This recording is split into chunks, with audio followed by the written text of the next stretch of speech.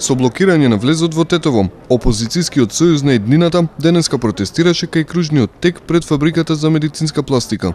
Представниците на отпорот уште еднаш го нагласија незадоволството од раководењето на актуелната власт. Отпорот продолжува.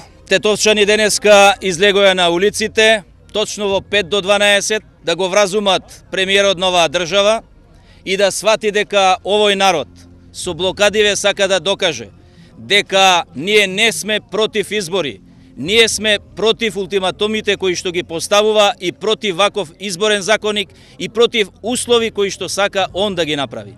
Она што овој народ денес е излезен и ги блокира улиците за влез и излез од Тетово е само доказ дека отпорот не само што они мислат дека ќе го сопрат, туку напротив станува се поотворен и отпорот ќе продолжи се додека не ја вразумиме владата. И едно да им порачаме на сите во Република Македонија.